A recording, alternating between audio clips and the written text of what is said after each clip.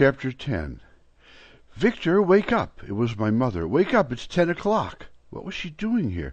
I was having a hard time waking up. I was holding something heavy and hard in my hand. The telephone. I had answered the telephone in my sleep. "Victor, Victor, are you all right? You were saying something about ducks." I was trying to get myself together. "Everything's fine, Mom," I said. "Leslie let me stay up and watch the late movie, and I overslept." I felt myself getting things back under control. "A fine thing my mother said, letting a 10-year-old boy—" "11," I said. "An 11-year-old boy stay up till all hours. I'm going to call her at the office and give her a good talking to." I imagined the horn that goes off in submarine movies just before they make an emergency dive. Honk, honk, dive, dive! I had to think fast. "Well, you see, there was this boy here, someone Leslie knows, and he's sort of like a hippie, and Leslie told me she didn't want me to go to bed until he went home." "Oh, well," Mom was thinking. "What's this boy's name?" "Hubert Van Eyck," I said. "Is he a nice boy?" "No, he's dumb. Leslie didn't like him. She said that she never gets to go on a date, and when someone finally asks her, he turns out to be a creep. She's in a bad mood." "Oh, I see," Mom said. I liked the way she said it. She had heard this routine from Leslie plenty of times, and it always went on for hours, with Leslie whining and repeating herself over and over. I was just about certain she wasn't going to risk calling Leslie for a few days, and certainly not at the office.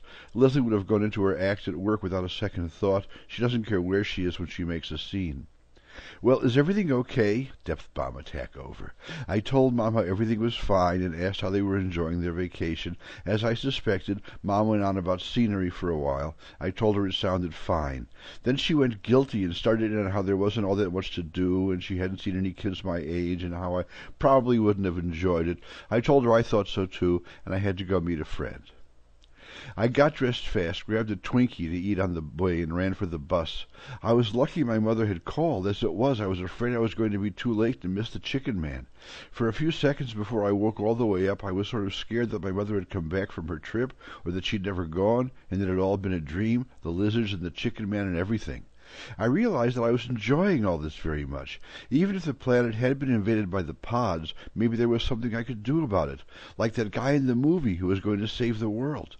I would have hated it if it all turned out to be a dream.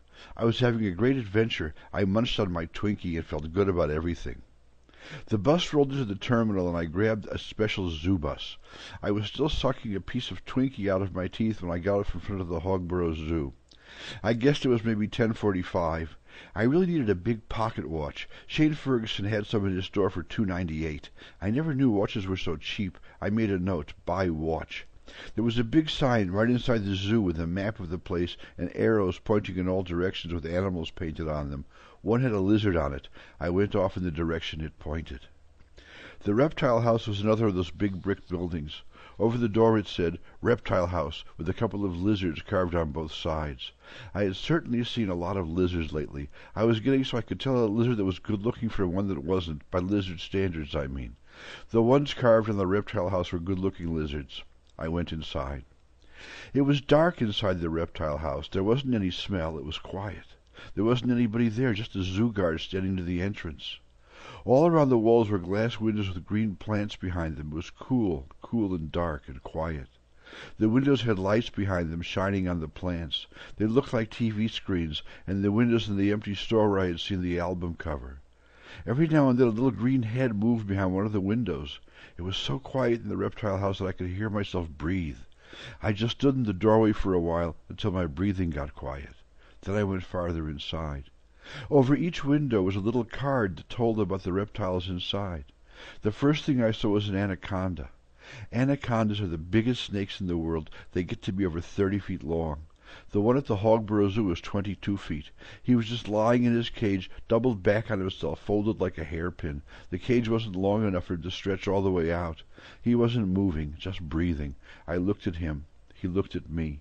At least I think he looked at me. It was hard to tell. He looked sort of intelligent for a snake.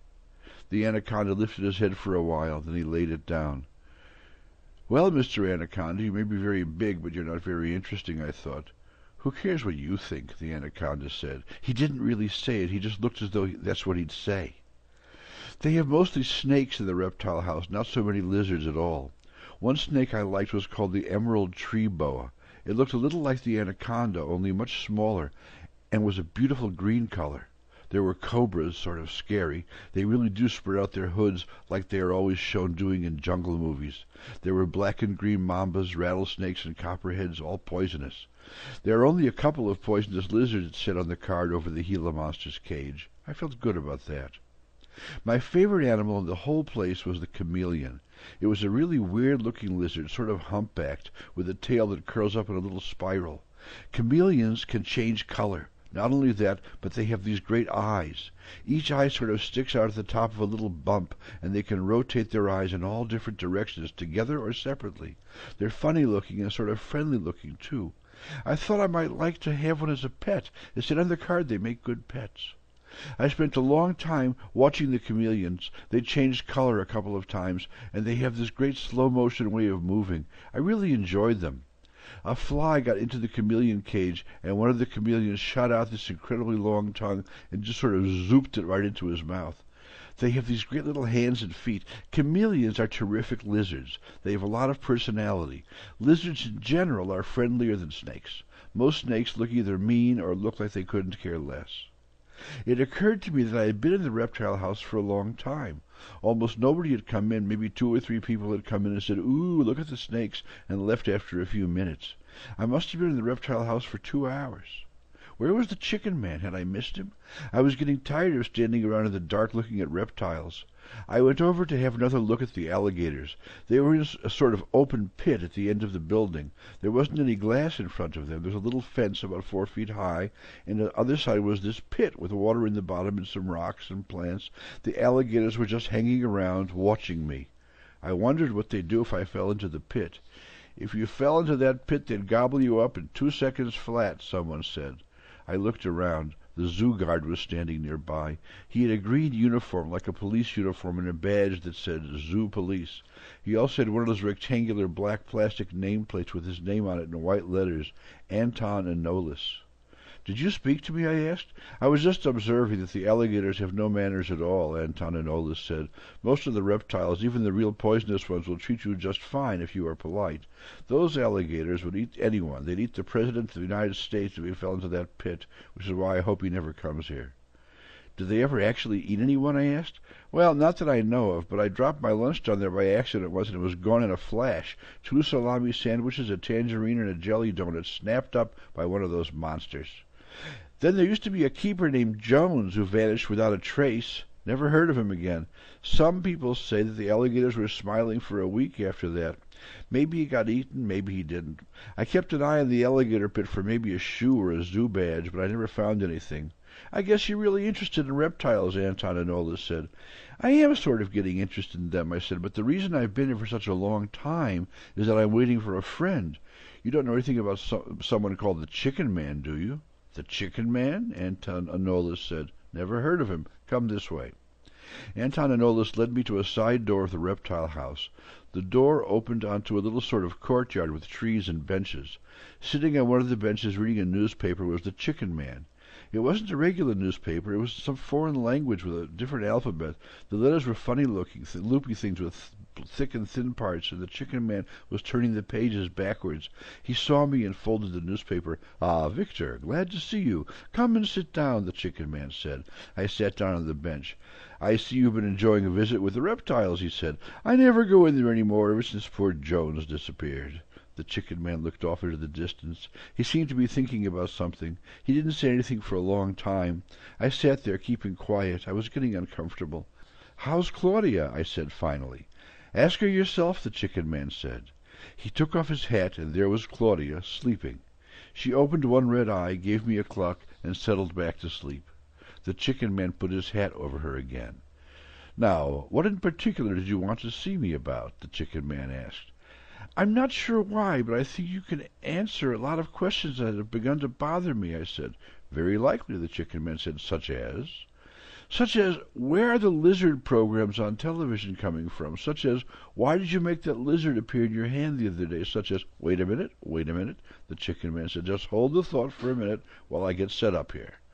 The Chicken Man dug around in his raincoat and came up with a huge pipe, a curved one. He stuffed it full of tobacco, struck a match on the sole of his shoe, and lit it, making huge clouds of blue smoke.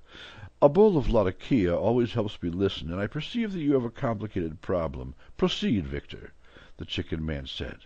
I had sort of forgotten where I was in my questions, watching the chicken man light the big pipe. I have some notes here, I said. I got out my notebook.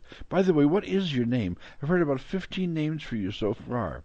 It's true, I am known by a variety of names, the chicken man said. Which one do you like the best? Charles Swan, I said. Call me Charlie, the chicken man said. It was you in the taxi, wasn't it? I said. Sure, you knew that, didn't you? Charlie said.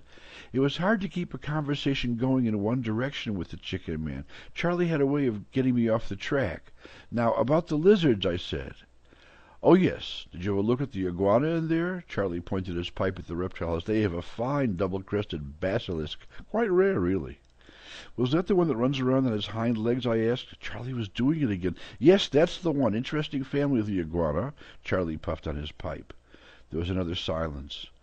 It was frustrating. Charlie was real good at taking control of conversation, and then he just let it die out. I wondered if he was charging me for all this pipe smoking and stuff about iguanas, but I was embarrassed to ask him. It all reminded me of the chameleons walking in slow motion on their little branch. We've been invaded by people from another planet, I shouted. Not people, creatures, Charlie said.